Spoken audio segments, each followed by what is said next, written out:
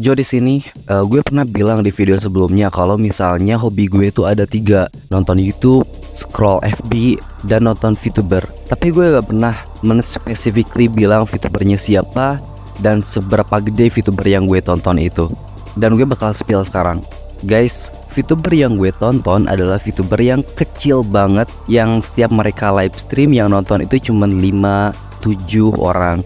Bukan kayak 1000 atau ratusan, enggak guys. Entah kenapa gue lebih enjoy aja, soalnya gak terlalu crowded. Dan ketika kita donate, misalnya lu donate let's say 15.000 itu dengan harga yang sama memiliki nilai yang berbeda, memiliki value yang berbeda ketika kita donate ke VTuber kecil dibanding donate ke VTuber yang udah gede banget. Secara kita tahu VTuber yang udah gede, mereka udah pernah dapat super chat, mereka udah di donate 100 juta let's say atau jutaan lah. Kalau VTuber kecil ya, kita datang terus say hello, mereka udah kegirangan, mereka udah happy banget guys. Apalagi donate itu bisa jadi confident boost, mereka bisa jadi terinspirasi, bakal bikin konten terus. Dan itu beberapa alasan kenapa gue suka nonton VTuber yang kecil. Tapi ada satu masalah ketika gue nonton VTuber kecil itu. Jadi untuk konteks, gue nonton VTuber itu biasanya jam 11, jam 12 malam, soalnya pulang kerja kan, capek gitu, mau refreshing, gue nonton live streaming VTuber. Dan setiap gue scroll buat lihat live streaming yang lain, algoritma YouTube malah nyuguhin gue konten yang tidak berkaitan dengan VTuber, anime, atau sesuatu yang gue subscribe. Kayak misalnya jualan batu akik, what the fuck, anjing, gue gak peduli anjir orang yang live streaming jualan batu akik. Sama satu lagi konten yang gue sering lihat kalau misalnya gue lihat VTuber pada malam hari, yaitu konten uji nyali. Karena setiap scrolling gue dikasih konten uji nyali mulu, konten horor, jadi ya udahlah kata gue, I give it a try, gue tonton kontennya. Gue liatin kan gimana isi live streamnya, gue amati semuanya. Dan ada hal yang janggal. Setahu gue kalau misalnya lu bikin konten horor, lu itu explore kan ke tempat-tempat angker. Kayak misalnya ke rumah sakit yang udah angker gitu, udah kosong, terus ke pabrik-pabrik atau anything gitu, etc. Tapi di live stream uji nyali yang gue lihat itu gak gitu guys. Isi live streamannya itu cuman ada orang gelar terpal di hutan atau mungkin di belakang rumahnya, gue gak tahu.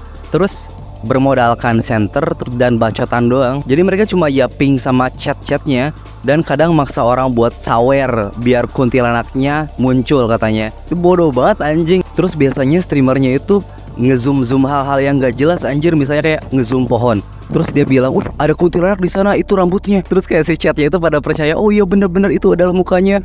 Anjing, kayak brain rot banget anjir. Ini lebih brain rot daripada TikTok yang bodoh itu anjir. Terus mau gak mau gue nanya kan, gue ngechat di chat si live streaming horror itu kayak iseng aja, mana hantunya bang, kok gue gak lihat ya. Terus anjing gue dikeroyok sama chat-chatan subscriber dia. What the fuck, katanya Widih mas ngerasa orang yang paling bener ya. What the fuck anjing, gue cuma nanya doang. Ya itulah pengalaman kocak gue ketika lihat live streaming hantu, anything itu bullshit itu.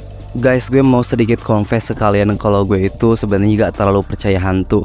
Dan somehow ketika gue ngomong kayak gini ke orang-orang in real life, teman gue pada marah. Kayak, Jo lu gak percaya hantu ya? Lu emang gak belajar agama apa?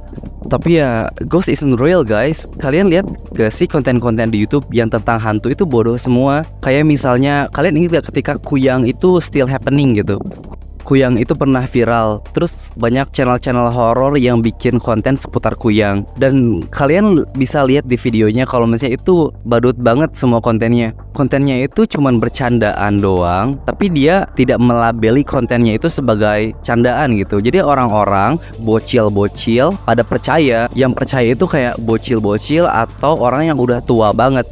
Bocil karena mereka memang masih pengetahuannya kurang ya, jadi semua konten itu masuk aja ke otaknya tanpa difilter dulu. Atau misalnya orang yang udah tua, kalau orang yang udah tua mereka itu udah punya notion di otaknya, jadi udah bebel lah bahasanya. Terus kayak konten-konten kreator horor itu memanfaatkan ketololan orang Indonesia buat bikin mereka lebih famous lagi. Kalau kalian gak percaya yang gue omongin, kalian bisa langsung quick search di YouTube, lihat konten tentang hantu dan lihat seberapa bodohnya itu. Contohnya kayak gini, gue lihat satu video tadi, ini videonya. Gue baru menemukan video setelah quick search di YouTube, nama channelnya Satpam Horor. Dia yang paling depan videonya di beranda YouTube gue, jadi gue klik aja. Jadi isi judulnya itu kayak gini, Kuyang asli, tanda seru, 5 penampakan hantu terjelas, terseram, dan mengerikan. Terus sumpah isi videonya itu dia cuma ngelisin penampakan hantu terjelas, dengan narasinya yang bener-bener kayak serius gitu anjing. Terus pakai background seram. Tapi isi listnya itu penampakan hantu falak. Coba, maksud gue gak tahu harus ketawa, gue gak tahu harus nangis.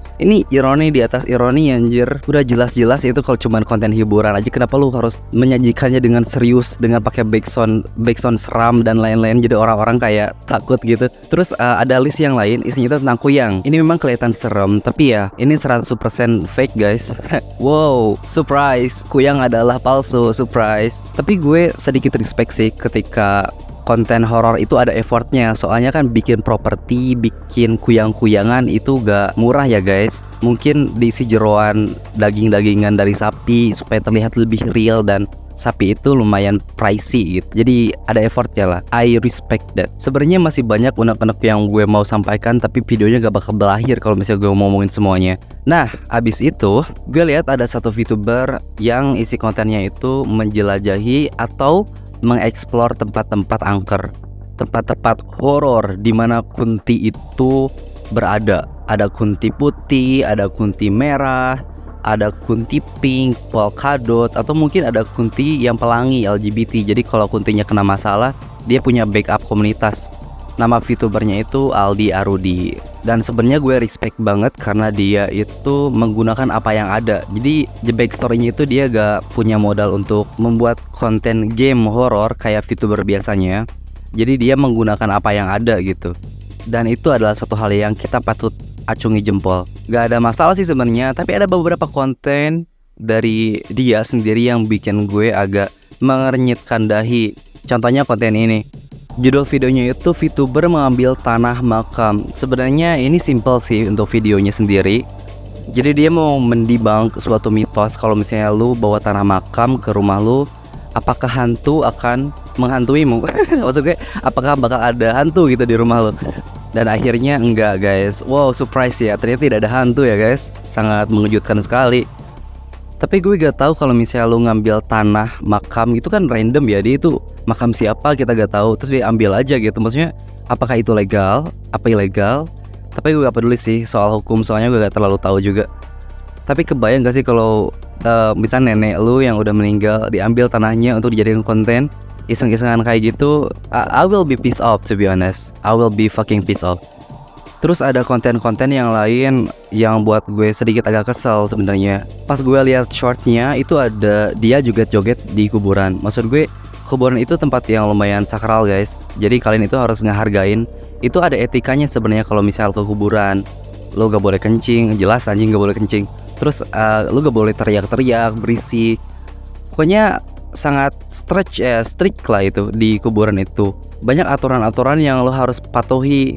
Dan demi konten lu malah berbuat kayak gini. Ini brings a bad look on VTubers. Maksud gue fuck kencing dan teriak. Lu nunjuk kuburan pakai jari telunjuk pun gak boleh anjir. Orang-orang biasanya pada gak sopan, gak gitu kan. Apalagi nari tarian seperti itu di kuburan. Maksud gue pakai lah otaknya, what the fuck. Tapi ya udah sih, semoga dia jadi pelajaran kalau misalnya lu jangan kayak gitu. Dan kalau misalnya lu VTuber ya jangan kayak gitu intinya. Soalnya itu bahaya juga kan kalau misalnya ada orang yang lihat gitu, maksudnya kalau misalnya ada warga yang lihat lu, takutnya digebukin juga kan. Jadi ya don't be like that guys. Sebenarnya banyak hal yang mau gue omongin, tapi ya udahlah, videonya udah terlalu panjang, memori HP gue gak cukup. Bye guys.